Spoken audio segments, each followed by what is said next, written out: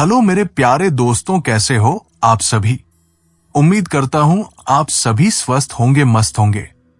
आज मैं आपके लिए लेकर आया हूं एक बेहतरीन खौफनाक कहानी जिसे सुनकर आपकी रूह कांप उठेगी। ये सिर्फ कहानी नहीं बल्कि एक डरावना सच है जो कि हमारे एक दोस्त के साथ घटित हुआ था। दोस्तों, मैं देख रहा हूं कि आप सिर्फ कहानी को सुन रहे हो लेकिन मुझे सपोर्ट नहीं कर रहे हो।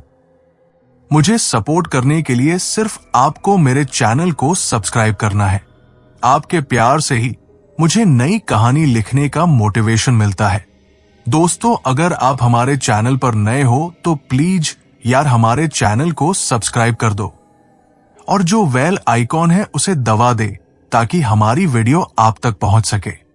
और आपको यदि हमारी कहानी पसंद आ रही हो आप कमेंट बॉक्स में बता सकते हो और अपनी कहानी भी हमें भेज सकती हो। चलिए दोस्तों, अब वक्त हो रहा है डरने का, इसलिए कानों में हेडफोन लगा लीजिए और कमरे की लाइट कर लीजिए बंद और मजा लीजिए हमारी कहानी का। चलिए देर ना करते हुए हम सीधे आते हैं हमारी कहानी पर। यह घटना रामपुर गांव की है जिसमें एक डायन पिछल परी ने जब एक परिवार पर अपना कहर बरपाया था।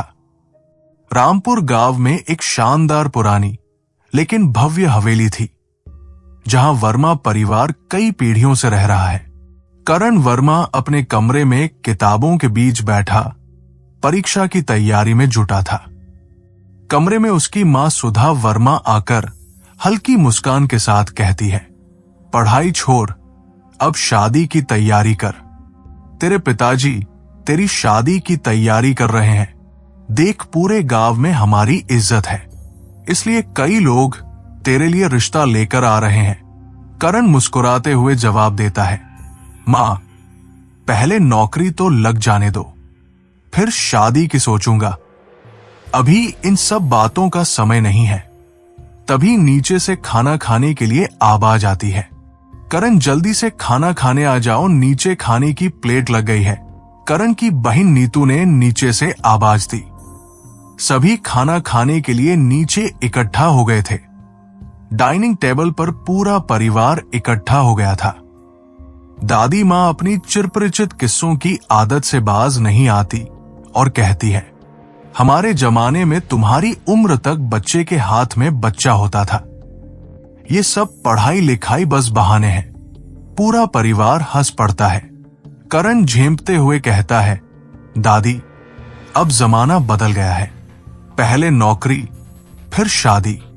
कुछ दिनों बाद एक सुबह करण के फोन की घंटी बजती है। फोन दूसरी तरफ से आवाज आती है, बधाई हो, आपकी नौकरी हमारी कंपनी में लगी है। आपको अगले महीने ज्वाइन करना है। करण खुशी से उछल पड़ता है और यह खबर सबसे पहले अपनी मां और पिता को सुनाता है। पूरा परिवार करण की सफलता पर फूला नहीं समाता। दादी मां कहती है, अब तो जल्दी से शादी तय कर दो वरना ये शहर जाकर हाथ से निकल जाएगा। शाम को गांव के सरपंच रामनाथ वर्मा के पुराने दोस्त हवेली आते हैं। चाय और स्नैक्स के बीच वो अपनी बेटी का रिश्ता करण के लिए लेकर आते हैं। भाई साहब, हमारी बेटी अपने करण के लिए बिल्कुल सही रहेगी। आप हाँ कहें तो बात आगे बढ़ाएं, सरपंच कहते हैं। रामनाथ और सुधा इस प्रस्ताव से प्रसन्न होते हैं। रामनाथ कहते हैं, हमें बहुत खुशी है कि आपकी लक्ष्मी के कदम जो हमारे घर में आ रही है, पर हम पहले करण से बात करेंगे, फिर जवाब देंगे। शाम को जब इस रिश्ते की बात करण के सामने रखी जाती है तो वो उलझन में पड़ जाता है। पापा, अभी नौकरी शुरू भी नहीं हुई है, मुझे अपनी जगह बनानी है। शादी की बात अभी थोड़ी रुक सकती है। रामनाथ नाराज होते हैं लेकिन सुधा करण को समझाती है, शादी और नौकरी साथ साथ चल सकते हैं। ये रिश्ता अच्छा है, सोच लो। दादी मां, निशा और अनामिका इस मौके का फायदा उठाकर करण को चिढ़ाने लगती है। अब बेटा, शहर की नौकरी लगेगी तो कोई मॉडल लड़की पसंद आएगी क्या? निशा मजाक में कहती है। दादी मां कहती है, हाँ हाँ, शहर की हवा तो वैसे भी बदल देती है। करण हंसते हुए कहता है, आप सबका काम मुझे परेशान करना ही है। नौकरी लगने की खुशी भी नहीं मनाने देंगे। रात का माहौल ठंडा था। हवेली के पास के पीपल के पेड़ से अचानक ठंडी हवा का झोंका आता है। रामू, जो हमेशा अंधविश्वास की बातें करता है, डरते हुए कहता है, मालिक, इस पेड़ के पास कुछ गड़बड़ है। रामनाथ उसे डांटकर कहते हैं, तुम्हारे इन फालतू अंधविश्वासों से सब परेशान हो चुके हैं। जाओ, सो जाओ। लेकिन ये ठंडी हवा जैसे किसी अनहोनी का संकेत दे रही हो। करण वर्मा अपनी नौकरी के लिए शहर में शिफ्ट हो गया है। बड़े सपनों और जोश के साथ उसने अपनी नई जिंदगी की शुरुआत की है। नया ऑफिस, नए लोग और एक बिल्कुल अलग माहौल। करण इसे पूरी तरह से जीने की कोशिश कर रहा है। पहले ही दिन ऑफिस में उसका परिचय टीम की अन्य सदस्यों से कराया गया। इनमें से एक थी साक्षी मेहता, एक आत्मनिर्भर, आत्मविश्वासी और खुशमिजाज लड़की। साक्षी करण की टीम की सीनियर थी और काम में उसकी मदद कर रही थी। ऑफिस के पहले ही दिन लंच ब्रेक के दौरान साक्षी ने करण को अपनी टेबल पर बुलाया और कहा, नए हो तो थोड़ा घबराए हुए लग रहे हो। शहर में सब कुछ नया है, कोई परेशानी हो तो बता देना। करण ने मुस्कुराते हुए कहा, थैंक यू, मैं नई जगह पर थोड़ा समय लेकर ढल जाऊंगा। उन दोनों की बातचीत धीरे धीरे बढ़ने लगी। अगले कुछ दिनों में करण और साक्षी के बीच दोस्ती गहरी होने लगी। साक्षी करण को शहर के अलग अलग हिस्सों में ले गई, उसे नए नए अनुभव कराए। करण को यह सब बहुत नया और रोमांचक लग रहा था। शहर में करण वर्मा की नौकरी के कुछ महीनों बाद उसकी और साक्षी मेहता की दोस्ती प्यार में बदल गई। साक्षी आत्मनिर्भर, समझदार और खुले विचारों वाली लड़की थी। दोनों ने बिना किसी को बताए कोर्ट मैरिज कर ली। शादी के बाद करण ने सोचा कि जब परिवार को सही समय पर बताएगा तब वे इसे समझ लेंगे। लेकिन वो अपनी मां और दादी की संभावित प्रतिक्रिया को लेकर डरता था। कुछ महीनों बाद करण अपनी पत्नी साक्षी को लेकर गांव लौटा। हवेली के दरवाजे पर पूरा परिवार उसका स्वागत करने के लिए मौजूद था। लेकिन जैसे ही साक्षी का परिचय पत्नी के रूप में हुआ, पूरे घर में खामोशी छा गई। रामनाथ वर्मा, जो कि करण के पिता थे, गुस्से से भरे स्वर में बोले, तुमने हमें बताए बिना इतनी बड़ी बात कर ली? क्या तुम्हें अपने परिवार की इज्जत का जरा भी ख्याल नहीं आया? सुधा वर्मा, जो करण की मां थी, आंखों में आंसू लिए बोली, करण, तुमने मुझसे कैसे छुपाया? हमने तुम्हारी खुशी के लिए सपने देखे थे, लेकिन तुमने हमें शामिल भी नहीं किया। दादी मां करण को समझाने लगी, बेटा, शादी करना गलत नहीं है, लेकिन इसे छुपाना परिवार के प्रति अन्याय है। परिवार के सदस्य करण पर ताने मारने लगे, तुझे नौकरी भेजा था और तू शहर से लड़की लेकर आ गया। क्या हमारी पसंद की लड़की इतनी बुरी थी कि तूने खुद से शादी कर ली? रामनाथ वर्मा का गुस्सा और बढ़ गया। उन्होंने कहा, यह शादी हमारे परिवार की परंपराओं के खिलाफ है। मैं इस लड़की को अपने घर की बहू नहीं मानूंगा। रामनाथ ने साक्षी से बात तक करने से इनकार कर दिया। करण ने हाथ जोड़कर सभी से कहा, पापा, मां, मैंने गलती की है, मैं आप सबसे माफी मांगता हूं। लेकिन साक्षी मेरी पत्नी है और मैं उसे छोड़ नहीं सकता। वो बहुत अच्छी इंसान है और मुझे उम्मीद है कि आप उसे एक मौका देंगे, और मुझे पूरा यकीन है कि आप इसे अपनी बहू के रूप में जरूर स्वीकार करेंगे। साक्षी ने भी परिवार के सामने हाथ जोड़कर कहा, मैंने करण से शादी की है, लेकिन मैं आपके परिवार की इज्जत का पूरा ख्याल रखूंगी।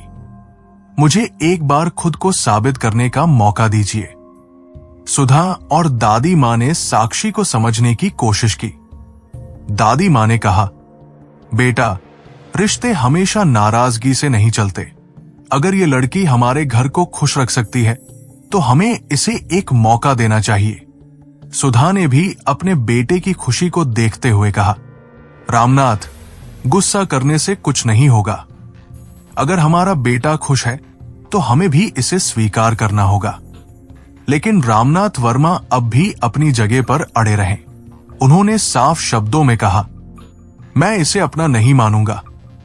ये शादी हमारी परंपराओं के खिलाफ है। हवेली में रहने के दौरान साक्षी ने परिवार को खुश करने की पूरी कोशिश की। वो हर किसी की मदद करने लगी, खाना बनाने से लेकर घर के छोटे बड़े काम करने तक। धीरे धीरे परिवार के बाकी सदस्य उसे अपनाने लगे। लेकिन रामनाथ का गुस्सा कम नहीं हो रहा था। इसी दौरान हवेली में अजीब घटनाएं होने लगी। रात को पीपल के पेड़ से किसी के रोने की आवाजें आती थी। सुधा ने महसूस किया कि कोई उसे हवेली में बार बार घूर रहा है। एक दिन करण के कमरे में करण ने अपने बिस्तर के पास एक अजीब परछाई दिखी। दादी माँ ने कहा, यह कोई साधारण घटना नहीं है, अब हमें बहुत सावधान रहना होगा।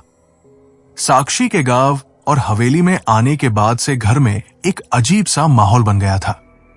एक सुबह जब रामू छत पर गया तो उसने देखा कि वहां एक कुत्ता मरा पड़ा है। उसकी हालत इतनी भयावह थी कि रामू सहम गया। उसने तुरंत ये बात सुधा वर्मा को बताई।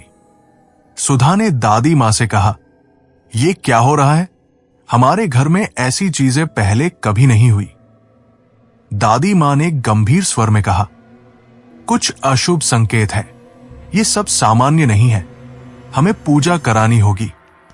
2 दिन बाद सुबह के समय पूरे परिवार ने देखा कि घर के आंगन में ढेर सारे कूवे मरे पड़े हैं। उन कवों के चारों तरफ खून के धब्बे थे। ये दृश्य देखकर साक्षी डर गई। उसने करण से कहा, करण, ये सब क्या हो रहा है? मुझे बहुत डर लग रहा है। करण ने उसे संभालते हुए कहा, कुछ नहीं, शायद ये कोई बीमारी होगी, मैं पता करता हूं। लेकिन परिवार के बड़े बुजुर्ग इसे अशुभ मानने लगे। घर के आंगन में तुलसी का बड़ा पौधा था जिसे दादी मां हर सुबह जल चढ़ाती थी। लेकिन अचानक ही वो पौधा पूरी तरह सूख गया। दादी मां इसे देखकर बोली, तुलसी का सूख जाना बहुत अशुभ संकेत है। इस घर पर कुछ बुरा साया है। एक रात हवेली में रामू खाना खाकर सोने चला गया। आधी रात को करण और साक्षी को रामू के कमरे से एक चीख सुनाई दी। जब सब लोग दौड़कर वहां पहुंचे तो देखा कि रामू फर्श पर गिरा पड़ा था।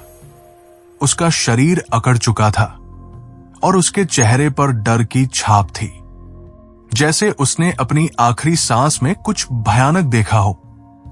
रामनाथ वर्मा ने गुस्से और चिंता से भरे स्वर में कहा, यह सब क्या हो रहा है? हमारे घर में मौत हो गई और हमें कुछ समझ नहीं आ रहा। दादी मां ने कांपते हुए कहा, यह किसी शैतानी आत्मा का काम है। उस शैतानी आत्मा ने हमारे घर में डेरा जमा लिया है। अगर हमने इसे नहीं रोका तो और मौतें होंगी। रामू की मौत के बाद सुधा को हवेली में अजीब अजीब चीजें दिखने लगी।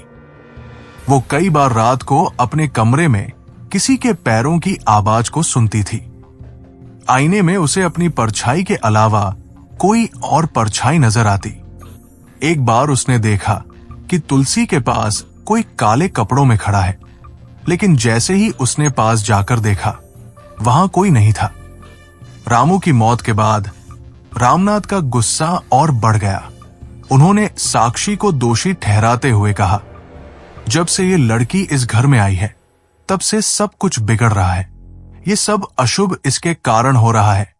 करण ने अपने पिता का विरोध करते हुए कहा, पापा, आप बिना वजह साक्षी को दोष दे रहे हैं। ये सब किसी की गलती नहीं है। हमें इस घर में जो कुछ भी हो रहा है उसका हल ढूंढना होगा। दादी मां ने घर के बड़े बुजुर्गों से बात की और कहा, हमें एक बड़ा यज्ञ और पूजा करवानी होगी, तभी इस आत्मा को शांत किया जा सकता है। ये कोई साधारण आत्मा नहीं है। इसका इस घर से कोई गहरा रिश्ता है। रामू की मौत के बाद से हवेली का माहौल और भी डरावना हो गया था। हर किसी के मन में एक अनजाना डर समा गया था। परिवार के सदस्य रात को अकेले बाहर निकलने से कतराने लगे थे। करण की भाभी निशा साक्षी पर नजर रख रही थी। उसे शक था कि साक्षी के आने के बाद ही घर में अजीब घटनाएं शुरू हुई है। एक रात निशा किसी काम से रसोई में गई। वहां से लौटते समय उसने साक्षी के कमरे का दरवाजा आधा खुला देखा। अंदर से एक अजीब सी आवाज आ रही थी। जिज्ञासा से भरी निशा दरवाजे के पास गई और झांक कर देखा। जो उसने देखा उससे उसकी चीख निकलते निकलते रह गई। साक्षी के बाल खुले हुए थे जो उसकी कमर तक लटक रहे थे। उसके पैर उल्टे थे और वो कमरे के कोने में झुकी हुई कुछ बुदबुदा रही थी। उसकी आंखें पूरी तरह सफेद थी और उसके चेहरे पर एक खौफनाक मुस्कान थी। निशा डर के मारे कांपने लगी। वो तुरंत दौड़कर दादी मां के पास जाने लगी। लेकिन जैसे ही उसने दरवाजे की तरफ कदम बढ़ाया, साक्षी ने अपने असली रूप में एक जोरदार चीख के साथ पलटकर निशा की तरफ देखा।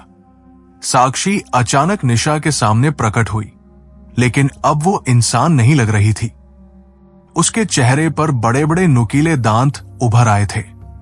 उसकी आंखों से खून जैसा लाल रंग टपक रहा था। उसकी आवाज एकदम भूतिया हो गई थी।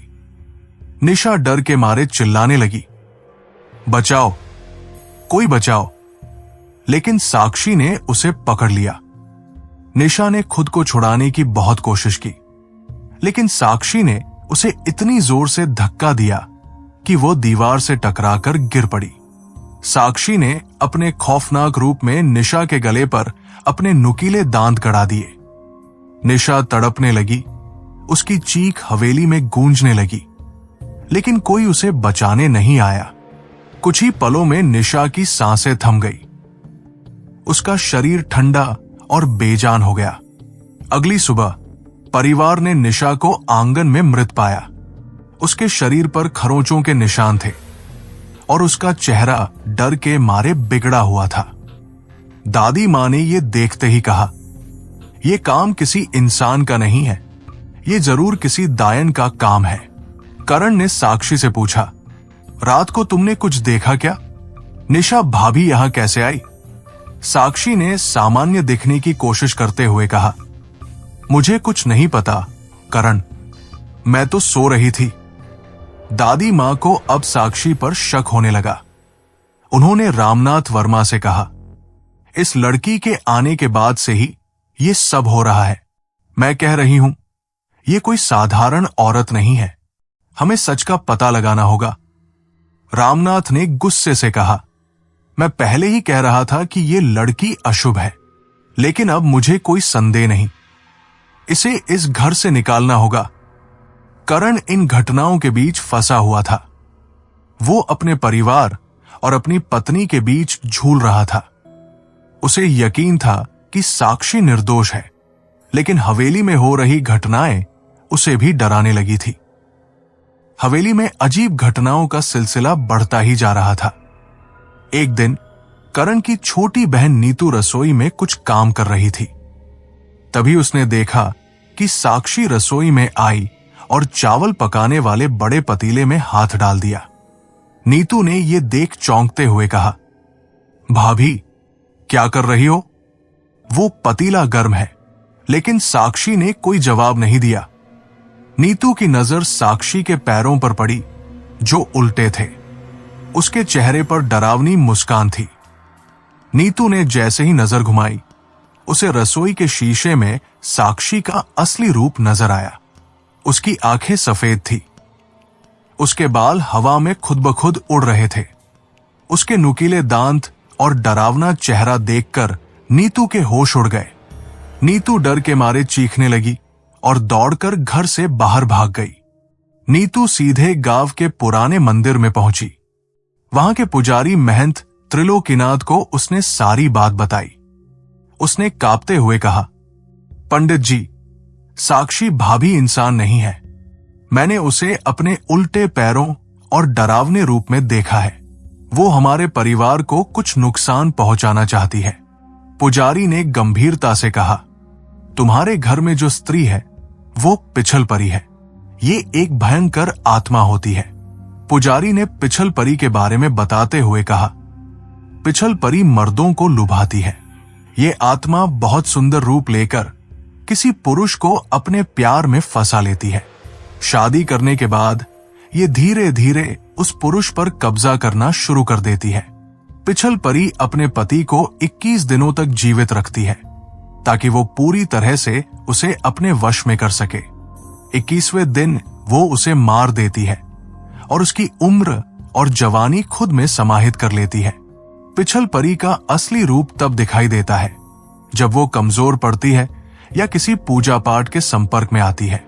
महंत ने कहा, यह बहुत ही खतरनाक आत्मा है।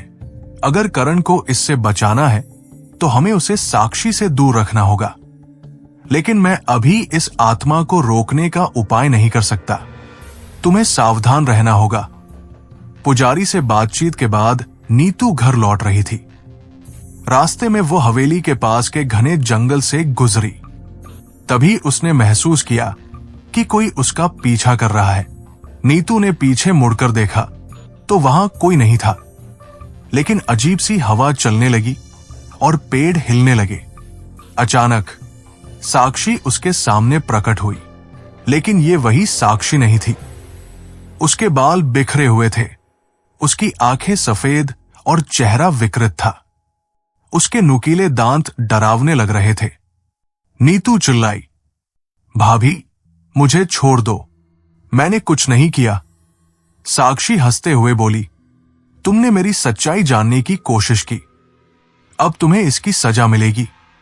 नीतू ने भागने की कोशिश की, लेकिन साक्षी ने उसे पकड़ लिया।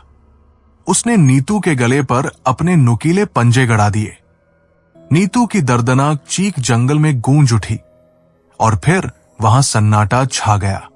अगले दिन नीतू का शव जंगल में मिला। उसकी आंखें खुली हुई थी और शरीर पर खरोंचों के गहरे निशान थे। परिवार में हाहाकार मच गया। दादी मां रोते हुए बोली, हमारी नीतू को किसी आत्मा ने मार डाला। ये सब उसी डायन का काम है। हमें करण को बचाने के लिए जल्दी कुछ करना होगा। करण अब भी साक्षी के प्रति अंधविश्वास में था। उसने कहा, यह सब संयोग है। साक्षी निर्दोष है, मैं उसे छोड़ नहीं सकता। रामनाथ वर्मा ने गुस्से में कहा, अगर तुमने साक्षी से दूरी नहीं बनाई तो इस घर में और भी मौतें होंगी। साक्षी के हवेली में आने के बाद से जो अजीब घटनाएं शुरू हुई थी, वे अब और भी डरावनी और लगातार होने लगी। खुद बखुद जलने बुझने वाली लालटेन, रात को घर की लालटेन अचानक खुद ही जल उठती और बुझ जाती। हवेली की दीवारों से अजीब अजीब आवाजें आने लगी, जैसे कोई रो रहा हो या किसी के पैर घिसटने की आवाज हो। पशुओं की मौत, घर के पालतू जानवर जैसे बकरी और मुर्गियां एक एक कर रहस्यमय तरीके से मरने लगे। कुछ दिनों बाद करण अचानक बीमार पड़ गया। उसका वजन तेजी से कम होने लगा। उसका चेहरा मुरझा गया और आंखों के नीचे गहरे काले घेरे पड़ गए। वो लगातार थका हुआ महसूस करता था और किसी काम में उसका मन नहीं लगता था। परिवार ने कई डॉक्टरों को बुलाया, लेकिन कोई भी उसकी बीमारी का पता नहीं लगा सका। डॉक्टरों ने कहा, उसकी रिपोर्ट्स सामान्य है, हमें नहीं पता कि उसे क्या हो रहा है। करण की हालत बिगड़ती देख रामनाथ वर्मा एक दिन मंदिर गए और महंत त्रिलोकीनाथ जी से मिले। महंत ने गंभीर स्वर में कहा, तुम्हारे बेटे की ये हालत सामान्य नहीं है। ये सब उस पिछल परी का कियाधरा है जो तुम्हारे घर में बहू बनकर आई है। रामनाथ हतप्रभ होकर बोले, क्या साक्षी पिछल परी है? लेकिन हम इसे कैसे रोक सकते हैं? महंत ने पिछल परी की सच्चाई और खतरनाक मंशा को विस्तार से बताया। पिछल परी किसी पुरुष से शादी करके 21 दिनों तक उसे अपने वश में रखती है। धीरे धीरे वो उसके शरीर और आत्मा पर कब्जा कर लेती है और 21वें दिन वो उस पुरुष की जान लेकर अपनी उम्र और ताकत बढ़ा लेती है। अगर करण को बचाना है तो उसे साक्षी के साथ किसी भी तरह का शारीरिक या मानसिक संबंध बनाने से रोकना होगा। उसे साक्षी से पूरी तरह दूर रखना होगा। इस आत्मा को रोकने के लिए साधारण पूजा पर्याप्त नहीं है। हमें महाकाल मंदिर के मुख्य पुजारी को बुलाना होगा। वे इस आत्मा को वश में करने में सक्षम हो सकते हैं।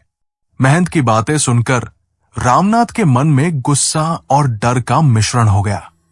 उन्होंने दादी मां से सब कुछ बताया। दादी मां ने कहा, हमें करण को किसी भी हाल में साक्षी से दूर रखना होगा।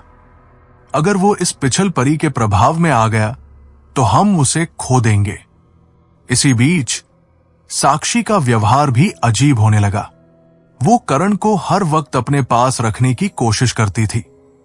वो घर के बाकी सदस्यों से कटकर अलग थलग रहती थी। जब भी कोई परिवार का सदस्य करण के करीब जाने की कोशिश करता, साक्षी नाराज हो जाती और डरावनी नजरों से उसे देखती। महंत जी ने रामनाथ को निर्देश दिया, तुम्हें महाकाल मंदिर के पुजारी को यहां लाना होगा। वे इस आत्मा को वश में करने के लिए तांत्रिक अनुष्ठान करेंगे। लेकिन याद रखना, ये आसान नहीं होगा। पिछल परी इतनी जल्दी हार नहीं मानेगी। रामनाथ ने तुरंत महाकाल मंदिर के पुजारी को बुलाने की तैयारी शुरू कर दी। रामनाथ वर्मा ने महाकाल मंदिर के पुजारी स्वामी आदित्यनाथ को सारी घटनाएं बताईं। पुजारी ने गंभीरता से सारी बात सुनी और कहा, यह आसान नहीं होगा। पिछल परी एक शक्तिशाली आत्मा है। उसे रोकने के लिए हमें तांत्रिक अनुष्ठान करना होगा। लेकिन ये आत्मा अपने अस्तित्व के लिए भयंकर प्रतिरोध करेगी। तुम्हें तैयार रहना होगा। स्वामी आदित्यनाथ अपने शिष्यों और पूजा का सामान लेकर हवेली पहुंचे। उनके साथ एक बड़ा त्रिशूल, रुद्राक्ष की माला और अन्य पूजा सामग्री थी। जैसे ही वे हवेली के आंगन में पहुंचे, चारों ओर अचानक तेज हवा चलने लगी और घर की खिड़कियां खुद ब खुद खुलने लगी। स्वामी आदित्यनाथ ने पूजा शुरू की। जैसे ही मंत्रोच्चार शुरू हुआ, साक्षी हवेली के बाहर आ गई। लेकिन उसका रूप अब और डरावना हो गया था। उसकी आंखें लाल हो चुकी थी। उसके बाल हवा में लहराते हुए सांपों की तरह दिख रहे थे। उसकी हंसी इतनी भयानक थी कि पूरे परिवार के रोंगटे खड़े हो गए। साक्षी चिल्लाई, तुम्हारी ये पूजा मुझे नहीं रोक सकती। करण मेरा है और मैं उसे किसी भी हाल में नहीं छोड़ूंगी। उसने हवेली के अंदर जोरदार चीख मारी, जिससे खिड़कियों के शीशे टूट गए। स्वामी आदित्यनाथ ने त्रिशूल उठाकर कहा, तुम्हारी शक्ति तभी तक है जब तक तुम्हारा असली रूप छुपा हुआ है। मैंने तुम्हें पहचान लिया है। तुम्हारा अंत अब निश्चित है। साक्षी जोर से हंसते हुए बोली, तुम इंसानों की ताकत मेरे आगे कुछ भी नहीं। मैं अमर हूं, मुझे कोई नहीं हरा सकता। पुजारी ने रुद्राक्ष माला को हवा में घुमाया और मंत्र पढ़ना तेज कर दिया। अचानक हवेली के आंगन में धूल का बवंडर उठने लगा। साक्षी दर्द से चीखने लगी और उसके पैर और हाथ अपने आप उल्टे हो गए। उसका असली रूप सबके सामने आ गया। साक्षी अब एक भयानक चुड़ैल के रूप में सामने थी। उसकी लंबी नुकीली उंगलियां जो पंजों की तरह दिख रही थी। उसके पैर उल्टे और बड़े बड़े थे। उसकी काली त्वचा और सफेद आंखें हर किसी को भयभीत कर रही थी। परिवार के सभी सदस्य भय के मारे दीवार से चिपक गए। दादी मां ने भगवान का नाम जपना शुरू कर दिया। स्वामी आदित्यनाथ ने त्रिशूल जमीन में गाड़ दिया और साक्षी को चेतावनी दी, ये तुम्हारे अंत का समय है। करण का शरीर और आत्मा अब तुम्हारा हिस्सा नहीं बनेंगे। उन्होंने अग्नि प्रज्वलित की और उसमें कुछ तांत्रिक सामग्री डाली। आग की लपटें तेज हो गई और साक्षी चिल्लाने लगी, नहीं, ये आग मेरी शक्ति को खत्म कर रही है। पुजारी ने जोर से कहा, ओम त्र्यंबकम यजामहे सुगंधिम पुष्टिवर्धनम उर्वारुकमेव बंधनान मृत्युर्मुक्षीय मामृतात्। जैसे जैसे मंत्रोच्चार तेज होता गया, साक्षी की चीखें भी बढ़ती गई। वो आग के चारों ओर चक्कर लगाने लगी, लेकिन पुजारी की शक्ति से बाहर नहीं निकल पाई। पिछल परी ने अपने अंतिम प्रयास में करण को अपने पास बुलाने की कोशिश की। उसने करण से कहा, अगर तुमने मुझे छोड़ा तो तुम्हारी जान चली जाएगी। तुम्हारा परिवार तुम्हें नहीं बचा पाएगा। मैं तुम्हें प्यार करती हूं करण। करण असमंजस में पड़ गया, लेकिन तभी स्वामी आदित्यनाथ ने कहा, यह तुम्हें मारने और अपनी शक्ति बढ़ाने के लिए सब कर रही है। तुम्हें अपने आप को बचाने के लिए इसे रोकना होगा। करण ने हिम्मत जुटाकर कहा, तुम्हारा प्यार झूठा था। मैं तुम्हारे जाल में अब और नहीं फंसने वाला। यह सुनते ही साक्षी ने जोरदार चीख मारी और अपने असली रूप में आ गई। उसने करण पर हमला करने की कोशिश की, लेकिन स्वामी आदित्यनाथ ने त्रिशूल उठाकर उसे रोक दिया। त्रिशूल की शक्ति से साक्षी का शरीर जलने लगा। मंत्रोच्चार और त्रिशूल की शक्ति से पिछल परी की आत्मा जलकर खाक हो गई। साक्षी की चीखें पूरे गांव में गूंजी और फिर सब शांत हो गया। पुजारी ने कहा, यह आत्मा अब इस दुनिया से मुक्त हो गई है, लेकिन याद रहे, ऐसी आत्माएं कमजोर इंसानों को अपना शिकार बनाती है। साक्षी के जाने के बाद हवेली में सब सामान्य हो गया। करण की तबीयत धीरे धीरे ठीक होने लगी। परिवार ने भगवान का धन्यवाद किया और स्वामी आदित्यनाथ का आभार व्यक्त किया। साक्षी के अंत के बाद हवेली में सभी अजीब घटनाएं खत्म हो गई। कुत्तों और पक्षियों की रहस्यमयी मौतें बंद हो गई और घर का तुलसी का पौधा फिर से हरा भरा हो गया। परिवार के सदस्यों ने राहत की सांस ली। करण की तबीयत धीरे धीरे ठीक होने लगी। वो अब पहले की तरह मजबूत और स्वस्थ महसूस करने लगा। उसने परिवार के साथ समय बिताना शुरू किया और साक्षी के जाल में फंसने की अपनी गलती पर पछतावा किया। स्वामी आदित्यनाथ ने परिवार को समझाया कि आत्माओं से बचने के लिए घर में सकारात्मक ऊर्जा बनाए रखना बहुत जरूरी है। उन्होंने परिवार को नियमित रूप से भगवान शिव की पूजा करने और घर को पवित्र रखने की सलाह दी।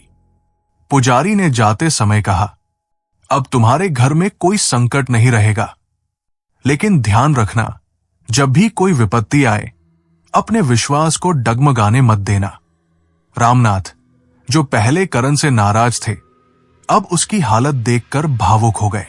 उन्होंने उसे गले लगाकर कहा, तूने गलती की, लेकिन अब तू हमारे साथ है, यही सबसे बड़ी बात है। आगे से अपने फैसले समझदारी से लेना। दादी मां ने भगवान का शुक्रिया अदा करते हुए कहा, हमारा परिवार फिर से एक हो गया। ये सब भगवान की कृपा से हुआ है।